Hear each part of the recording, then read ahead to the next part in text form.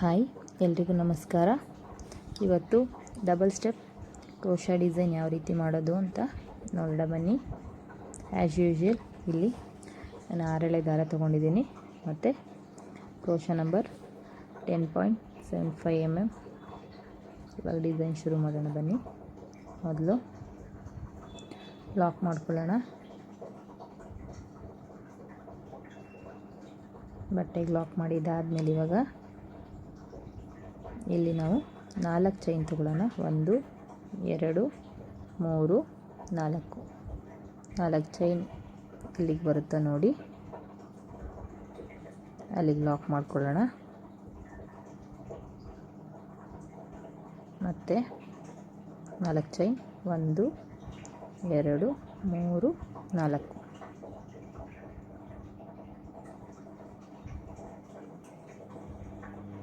4 chain ಹಾಕ್ಕೊಂಡಿದ್ದಾದಮೇಲೆ ಇವಾಗ 5 chain ಹಾಕ್ಕೊಳ್ಳೋಣ. 5 chain ಹಾಕ್ಕೊಂಡು ಎಲ್ಲಿಗೆ ಬರುತ್ತೋ ಅಲ್ಲಿಗೆಲ್ಲ ಒಂದು ಸ್ವಲ್ಪ ಒಳಗೆ ಲಾಕ್ ಮಾಡ್ಕೊಳ್ಳೋಣ.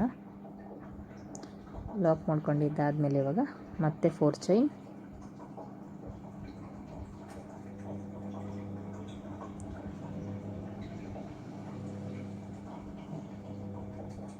4 ಚೈನ್ ಹಾಕಿದ್ದಾದಮೇಲೆ ಮತ್ತೆ 4 ಚೈನ್,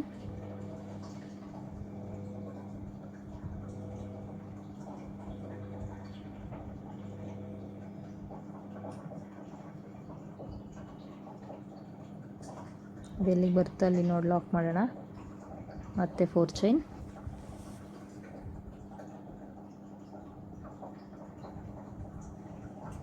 ಇವಾಗ 4 ಚೈನ್ ಹಾಕಿದ್ದಾದಮೇಲೆ ಲಾಕ್. ಮತ್ತೆ ಇಲ್ಲಿ 5 ಚೈನ್ ಹಾಕ್ಕೊಳ್ಳೋಣ.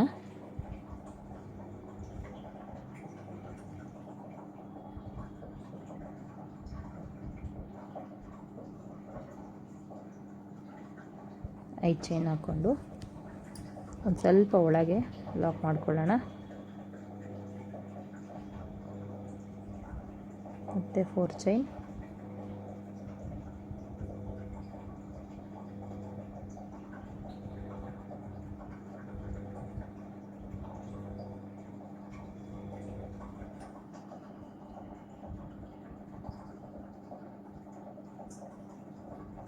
ಮತ್ತು 4 ಚೈನ್ ಎಲ್ಲಿಗೆ ಬರುತ್ತೋ ಅಲ್ಲಿ ನೋಡಿ ಲಾಕ್ ಮಾಡಿ. ಇವಾಗ 2 ಚೈನ್ ಹಾಕಿ ದಾರ ಕಟ್ ಮಾಡ್ಕೊಳ್ಳೋಣ.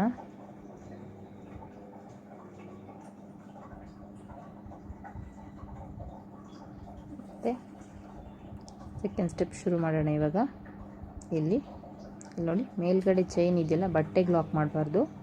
ಮೇಲ್ಗಡೆ ಚೈನ್ ಇದೆಯಲ್ಲ ಅಲ್ಲಿಗೆ ಲಾಕ್ ಮಾಡಬೇಕು. ಬಟ್ಟೆಗೆ ಲಾಕ್ ಮಾಡಿದರೆ ಅದು ಹೋಲ್ ಬೀಳೋ ಚಾನ್ಸಸ್ ಇರುತ್ತೆ. ಹಾಗಾಗಿ ಮತ್ತೆ ಇಲ್ಲಿ 4 ಚೈನ್ ತೊಗೊಳ್ಳೋಣ. 4 ಚೈನ್ ತೊಗೊಂಡು ಫಸ್ಟ್ 4 ಚೈನ್ ಎಲ್ಲಿ ಲಾಕ್ ಮಾಡಿದ್ವೋ ಅಲ್ಲೇ ಲಾಕ್ ಮಾಡಬೇಕು.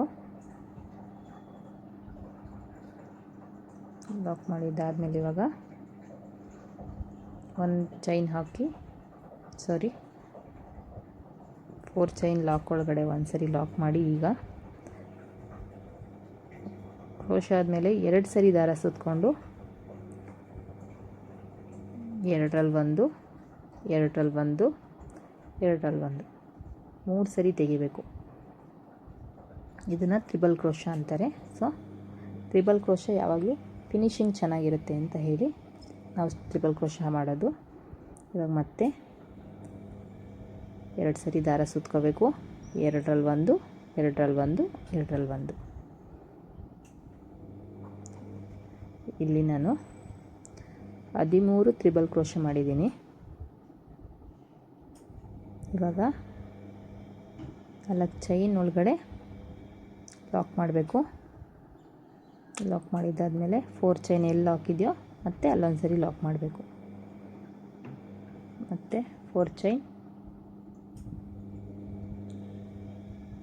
ಚೈನ್ ಹಾಕಿದ್ದಾದಮೇಲೆ 4 ಚೈನ್ ಲಾಕ್ ಎಲ್ಲಿದೆಯೋ ಅಲ್ಲೇ ಲಾಕ್ ಮಾಡಬೇಕು. ಮತ್ತು ಸೇಮ್ 4 ಚೈನ್ ಒಳಗಡೆ ಒಂದು ಸರಿ ಲಾಕ್, ಮತ್ತು ಸೂಜಿ ಮೇಲೆ 2 ಸರಿ ದಾರ ಸುತ್ತಕೊಂಡು ನೆಕ್ಸ್ಟ್ ಕಂಟಿನ್ಯೂ ಮಾಡಬೇಕು.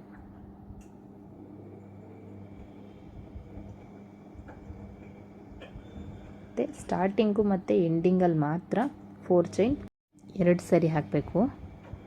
ಮಿಡಲಲ್ಲಿ ಯಾವಾಗಲೂ 4 ಚೈನ್ 3 ಸರಿ ಹಾಕಿ ಕಂಟಿನ್ಯೂ ಮಾಡಬೇಕು.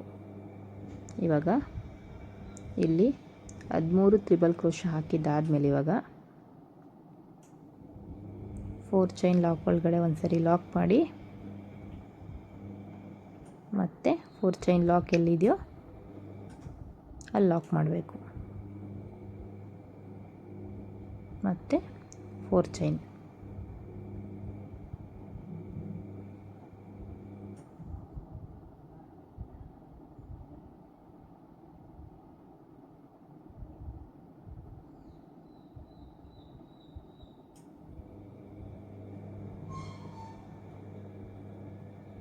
ಇವಾಗ 2 ಚೈನ್ ಹಾಕಿ ಕಟ್ ಮಾಡ್ಕೋಬೇಕು.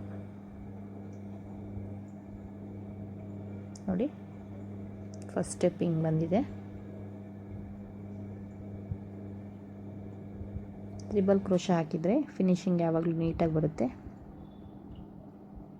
ಮತ್ತು ಇವಾಗ ಸೆಕೆಂಡ್ ಸ್ಟೆಪ್ ಶುರು ಮಾಡೋಣ. ನಾನು ಇಲ್ಲಿ ಸೆಕೆಂಡ್ ಸ್ಟೆಪ್ಪಿಗೆ ಬೇರೆ ಕಲರ್ ಥ್ರೆಡ್ ತೊಗೊಂಡಿದ್ದೀನಿ. ಸೊ ಮೇಲ್ಗಡೆ ಲಾಕ್ ಚೈನ್ ಇದೆಯಲ್ಲ ಅಲ್ಲಿ ಲಾಕ್ ಮಾಡಬೇಕು. ಮತ್ತು 4 ಚೈನ್ ಒಳಗಡೆ ಒಂದು ಸರಿ ಲಾಕ್ ಮಾಡಬೇಕು. ಲಾಕ್ ಮಾಡಿದ್ದಾದಮೇಲೆ ಇವಾಗ 3 ಚೈನ್ ಹಾಕ್ಕೊಳ್ಳೋಣ. 3 ಚೈನ್ ಹಾಕ್ಕೊಂಡಿದ್ದಾದಮೇಲೆ 4 ಚೈನ್ ಲಾಕ್ ಎಲ್ಲಿದೆಯೋ ಅಲ್ಲಿ ಲಾಕ್ ಮಾಡಬೇಕು. ಲಾಕ್ ಮಾಡಿದ್ದಾದಮೇಲೆ ಇವಾಗ ಇಲ್ಲಿ ನಾನು 0 mm ಬೀಡ್ ತೊಗೊಂಡಿದ್ದೀನಿ, ಸಣ್ಣ ಬೀಡು. ಸೊ ಇಲ್ಲಿ ಒಂದು ಸರಿ ದಾರ ಸುತ್ತಕೊಂಡು ತ್ರಿಬಲ್ ಕ್ರೋಶೆ ಮೇಲ್ಗಡೆ ಕಾಣೋ ಚೈನ್ ಮೇಲಲ್ಲ, ತ್ರಿಬಲ್ ಕ್ರೋಶೆ ಮಧ್ಯದಲ್ಲಿ ಇಲ್ಲಿ ಡಬಲ್ ಕ್ರೋಶೆ ಮಾಡೋಣ. ನೋಡಿ, ಗೊತ್ತಾಗ್ತಾ ಇದೆಯಲ್ಲ. ಇವಾಗ ಇಲ್ಲಿ ನಾನು 14 ನಂಬರ್ ಕ್ರೋಶೆಗೆ ಬೀಡ್ ಹಾಕ್ಕೊಂಡಿದ್ದೀನಿ. ಸೊ ಆ ಬೀಡ್ ತುಂಬ ಸಣ್ಣ ಇರುತ್ತೆ, ಹಾಗಾಗಿ 10 mm ಅಲ್ಲಿ ಅದು ತೂರಲ್ಲ. ಸೊ ಹಾಗಾಗಿ 14 mm ಬೀಡಿಗೆ ಹಾಕ್ಕೊಂಡು ಕ್ರೋಶೆಗೆ ಹಾಕ್ಕೊಂಡು ನಾನು ಇಲ್ಲಿ ಬೀಡ್ ಹಾಕ್ತಾ ಹೋಗ್ತೀನಿ. ಇಲ್ಲಿ 1 2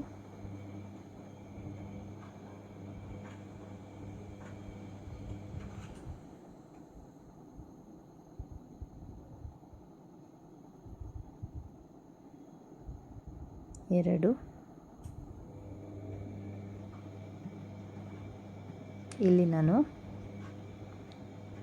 11 ಬೀಡ್ ಹಾಕೋತೀನಿ. ಮತ್ತು ಸ್ಟಾರ್ಟಿಂಗು ಮತ್ತು ಎಂಡಿಂಗಲ್ಲಿ ಬರೀ ಡಬಲ್ ಕ್ರೋಶೆ ಮಾಡ್ತೀನಿ. ಯಾಕಂದರೆ ಸ್ಟಾರ್ಟಿಂಗು ಮತ್ತು ಎಂಡಿಂಗಲ್ಲಿ ಬರೀ ಡಬಲ್ ಕ್ರೋಶೆ ಮಾಡಿದರೆ ಫಿನಿಶಿಂಗು ಸ್ಟಾರ್ಟಿಂಗ್ ಯಾವ ರೀತಿ ಇರುತ್ತೋ ಲಾಸ್ಟಲ್ಲೂ ಅದೇ ರೀತಿ ಇರುತ್ತೆ. ಸೊ ಹಾಗಾಗಿ ನೋಡಿ, ಇಲ್ಲಿ ನಾನು 11 ಬೀಡ್ ಹಾಕಿದ್ದೀನಿ. ಇವಾಗ ಎಂಡಿಂಗಲ್ಲಿ ವಿತೌಟ್ ಬೀಡು ಹಾಕಿ ಡಬಲ್ ಕ್ರೋಶೆ ಮಾಡ್ತಾಯಿದ್ದೀನಿ.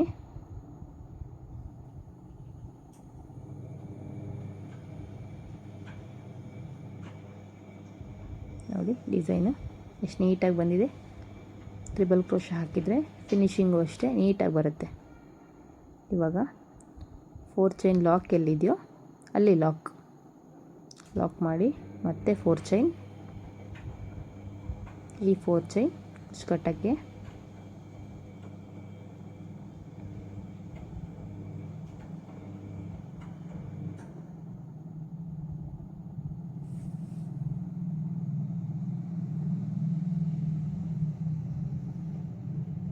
ಲಾಕ್ ಮಾಡಿ ಡಿಸೈನ್ನ ನೆಕ್ಸ್ಟ್ ಕಂಟಿನ್ಯೂ ಮಾಡ್ತಾ ಹೋಗೋದು.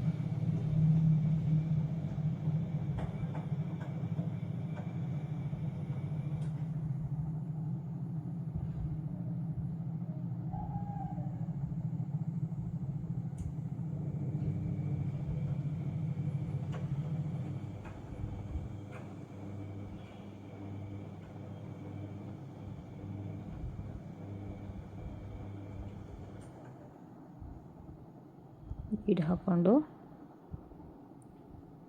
ತ್ರಿಬಲ್ ಕ್ರೋಶ ಮೇಲ್ ಕಾಣೋ ಚೈನದಲ್ಲ, ತ್ರಿಬಲ್ ಕ್ರೋಶ ಮಧ್ಯದಲ್ಲಿ ಡಬಲ್ ಕ್ರೋಶ ಮಾಡ್ತಾ ಹೋಗೋದು, ಬೀಡ್ ಹಾಕ್ಕೊಳ್ಳೋದು, ಡಬಲ್ ಕ್ರೋಶ ಮಾಡೋದು.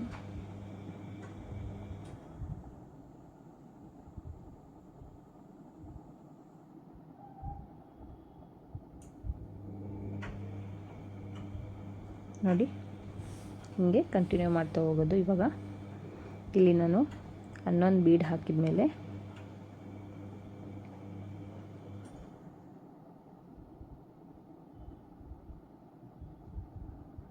ಕೊನೆ ಡಬಲ್ ಕ್ರೋಶ, ಬೀಡ್ ಲಾಕ್ ಆದಮೇಲೆ ಮತ್ತೆ ಇನ್ನೊಂದು ಡಬಲ್ ಕ್ರೋಶ ಹಾಕಿ ನೆಕ್ಸ್ಟ್ 4 ಚೈನ್ ಲಾಕ್ ಎಲ್ಲಿದೆಯೋ ಅಲ್ಲಿ ಲಾಕ್,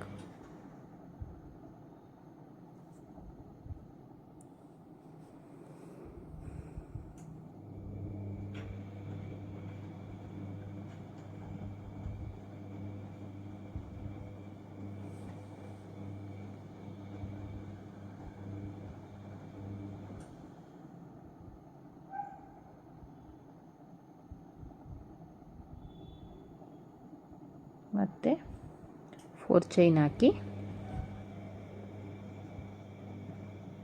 ಮುಂಚೆ ಎಲ್ಲಿ ಲಾಕ್ ಆಗಿತ್ತು ಅಲ್ಲಿ ಲಾಕ್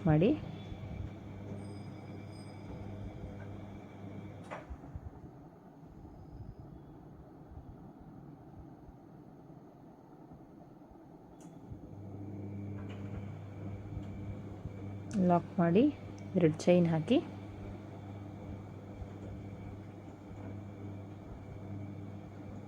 ಥ್ರೆಡ್ ಕಟ್ ಮಾಡ್ಕೊಳ್ಳೋಣ.